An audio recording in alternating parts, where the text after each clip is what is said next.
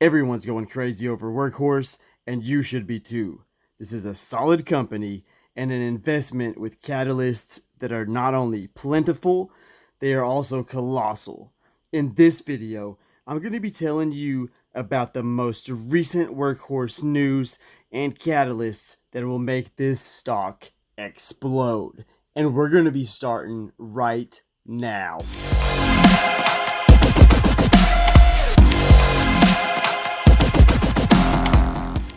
Hey, what's going on? It's Pat from Top Ticker Trades.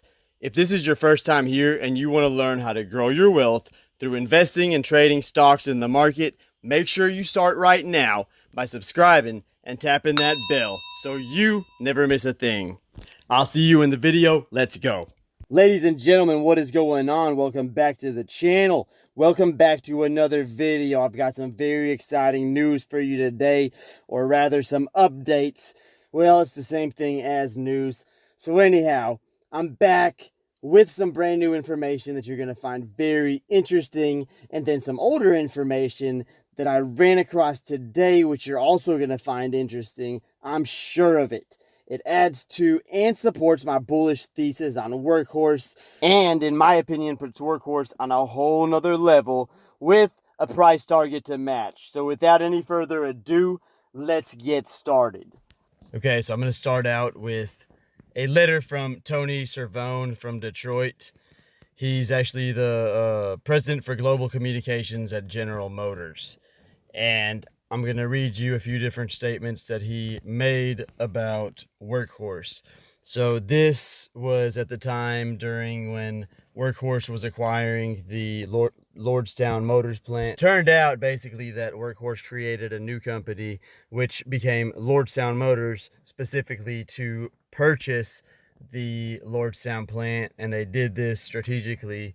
The CEO actually did this strategically in order to keep it a private company and obtain the financing that it would require.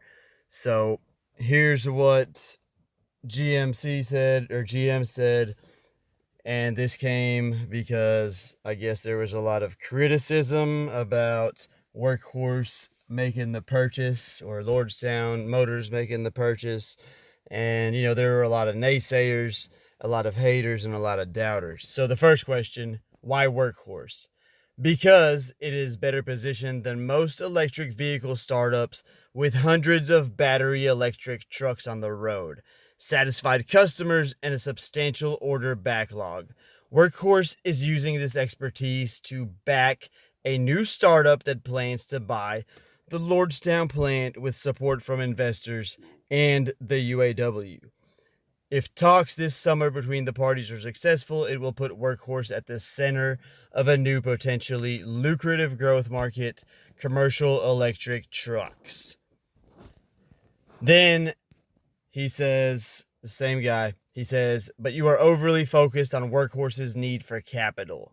A startup that loses money and consumes capital for some period, that's hardly man bites dog material. But it is an easy story to write since Workhorse is a public company and its results are open for public inspection, unlike most of its peers. Workhorse has been ahead of its time. Now the momentum of an all-electric future is catching up to it, and it is positioning itself for the future. Without a doubt, there is more work that needs to be done to take care of our people and to complete the Lordstown sale, but there is a significant opportunity for the local community and Ohio to be at the forefront of tomorrow. This should drive a sense of optimism, not despair. Now, the reason I shared this with you is because those are some very powerful and inspirational words coming from GM, or someone with a significant position at GM, which makes this very significant for me. It seems to me that GM, or this person, Tony Cervone from GM, who is a senior vice president for global communications at GM, and that's a pretty significant position, it seems that he's staked his reputation on Lordstown Motors and Workhorse. So pretty much that's like saying that a major company, GM, has staked their reputation on Lordstown and Workhorse. This is very, very significant, and it tells me that GM will back up Lordstown and Workhorse if push comes to shove. Now, what really sticks out to me here, and what makes this so inspirational, is that Workhorse has always been an underdog. I mean, it's just apparent. It's very clear to see. But somehow they've always managed to make it. Not only have they managed to make it, they've made it against all odds being against them. Where other companies have failed, Workhorse has decided to drive on and persevere. No pun intended. So it looks to me like this is a good company to be invested in, especially for the long term. And not only because they have superior technology, and I'm talking about both Workhorse and Lordstown Motors when I say this. So both of the companies to me are good investments, good solid investments with a good leadership and management team. And both of them have at some point been underdogs that have managed to beat the odds and come up with pretty much disruptive technology and are now leaders in the space that they're competing in. To me, all of this is significant, and it spells out winner. One of the reasons Workhorse is a strong contender for the USPS contract, other than being an all-American company, pretty much as American pie, is the fact that their last mile delivery vehicles are all electric. Without going into all of the reasons why this is ideal in terms of them being the top pick for the USPS NGDV contract, one thing we can assume for sure is that their innovative NGDV design will save USPS a lot of money. But the Workhorse last mile delivery vehicles being a cost-effective solution, the most cost-effective solution out of the proposed bids from all contenders, is not new news to us. But the company's recent announcement that they are now able to further reduce the total cost of ownership for their potential customers is kind of new news. I mean, they announced that just a few days ago, but it's still rather new. So this can be accomplished through reducing the charging and infrastructure costs. And that's possible because recently Workhorse completed a set of tests, which I'm going to get to in just a second. But these tests revealed that the Workhorse composite body C1000 electric delivery vans can travel 160 miles on just one charge. Now, the tests I was referring to were done on the Workhorse C-Series vans per requirement of the EPA, and this was part of their approval process after the company was awarded Executive Order A-445-0033 from CARB in July of 2020. Now, before we go any further, I should probably clarify. When I say CARB, I'm not talking about the micronutrient. I'm talking about the California Air Resources Board. So CARB designates the Workhorse C-Series trucks as zero emission in the state of California. This makes Workhorse the first and only medium-duty battery electric vehicle OEM to receive approvals from both the EPA and CARB. Why is all of this important for Workhorse? Well, an executive order from CARB is given to vehicle manufacturers who meet specific emissions standards in compliance with their CARB regulations. So obtaining an executive order is one of the preliminary requirements in order to be considered for the California Hybrid and Zero Emission Truck and Bus Voucher Incentive Projects. So this is also known as the HVIP. Now, vehicles permitted into the HVIP program are eligible for monetary vouchers to reduce total cost for the purchaser. Workhorse also received a Certificate of Conformity Award from the EPA in March and the FMVSS certification in June. Currently, there are 14 states that have adopted vehicle standards under Section 177 of the Clean Air Act, standards which require additional approvals beyond the EPA regulations. Now, Workhorse, having received credentials from both regulatory bodies, can sell its C-Series electric delivery vans in all 50 states, making it the undisputed leader of the electric vehicle last mile delivery space. Now, another interesting thing to note here is that Governor Gavin Newsom of California recently signed an executive order that will require new automobiles sold in the state to be electric or otherwise zero emissions by the year 2035. Now, this plan would give industry until 2045 to make sure that medium and heavy duty vehicles are zero emissions when feasible. Just to give you some insight on how big of an effect this could have, California is the world's 5th largest economy, and it's the state that is reputed to have created the U.S. car culture. So even though this order does not prevent Californians from owning gas-powered cars, selling used cars with internal combustion engines, or buying them outside the state, it is anticipated that California's move could likely have ripple effects across the country and propel automakers to ramp up production of EVs everywhere. In fact, 13 other states and the District of Columbia already follow California's fuel efficiency standards, and auto manufacturers have long built cars to meet its more stringent specifications. It would seem that analysts are also predicting that everyone will follow California's lead. Carl Brower, a veteran auto industry analyst, says, "We've seen this show before where California does something and others jump on board." End quote. Brower feels that the auto industry is already embarking on a rapid shift towards autonomous vehicles and electrification. Now, here's what you need to know about the phase out. If other states do follow California's lead, it would be huge for Workhorse, as Workhorse is already meeting all of the requirements and its vehicles are approved to be sold in all 50 states.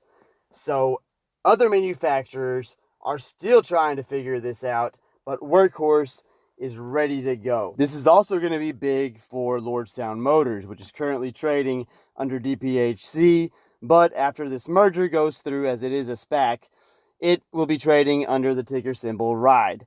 Now, some of you may be thinking, well, how is this going to affect any of these companies, especially Lordstown Motors, as this law isn't going to go into effect until, years down the road, and it's only in California right now. Well, from what I just told you a second ago, as you can imagine, other states will follow. I do understand that it won't actually matter for years down the road, but what's going to happen is, as all of these states start moving towards electrification, because they're not going to start last minute, obviously. So as these other states start moving towards electrification, you know that all of the automobile producers are going to be on top of it. In fact, the smart ones will start getting on top of it now, and some of them already have. There's no doubt that companies that use vehicles in their business operations will be looking to either start transitioning into this shift or looking to replace their fleets. Not only is this their best option from a financial perspective, but it is the logical choice for any company, as it's becoming very clear that the shift to all electric and zero emissions is underway. Now, this positions Lordstown as a leader in their space, which I expect will be game-changing. Lordstown does have the first mover advantage, and their success will complement and add to the value of Workhorse, as Workhorse, after all, does own a 10% stake in the company. So while we're on the topic of Lordstown, I can't ignore the news that actually happened today. If you've been keeping up with my videos on Workhorse, then you already know that Trump has come up many times. Most of you know that Trump is heavily tied to Workhorse and involved in Workhorse's ability to secure the USPS NGDV contract. This is a topic that I'm not really going to cover here, but if you're new to my channel or new to the Workhorse stock, make sure you check out my Workhorse playlist, which I will leave in the description below. But now let's get back to today's developments. So I'm very excited to share with you that the Endurance, which is the truck that Workhorse sold its IP to Lordstown Motors on, was parked at the White House today. Trump talked about how incredible the technology was, and it came out that Lordstown would be producing more than 100,000 of these trucks per year. Now, they did mention, or the CEO mentioned, that this is only their first model and they were going to have several different models coming out. Trump also talks about an expansion as he brought up how many jobs this would bring to Ohio. But perhaps one of the greatest things said at this meeting had to do with the debate. Before departing, Trump says that he will enjoy the debate or something along those lines. So you better believe that Lordstown will come up at this debate. And don't forget that the USPS may potentially award the USPS contract by the end of this month, which is like in a day or two. And basically, if it comes up before the debate, you better believe that Trump will be talking about Workhorse. But do keep in mind that we really do not have a date for the USPS contract as of now. There is speculation that it'll be either announced at the end of September, mid-October, or at the end of the year. And as I've said so many times before, this stock will remain highly volatile in the short term, so do make sure that you pretty much position accordingly. Another point I want to make is that for the most part, I expect Lordstown, or DPHC, which is the ticker symbol, and Workhorse to trade in tandem. We did see this today with both stocks trading and closing significantly higher on this Trump news. We're dealing with an industry that is expected to grow like there's no tomorrow. Essentially, it is expected that there will be 130 million electric vehicles on the road by 2030, growing from only a mere 5.1 million in 2018. But to get more specific, the last mile delivery market is expected to be worth around $18 billion, and Workhorse is currently addressing about 2.7 billion of that $18 billion, which means that in the long term, it has a lot of room to grow. Congratulations, ladies and gentlemen, you've made it to the end of the video. If you found this video helpful, I ask that you help this channel out by smashing that like button, as it motivates me to keep making videos just like this one every single day. If you're not a subscriber, you should consider subscribing, as I publish valuable content like this daily. You can do so from your screen right now, and if you want to check out more of my videos, you can click on the video that you'd like to see on your screen right now. Thanks for watching, and I will see you guys in the next video.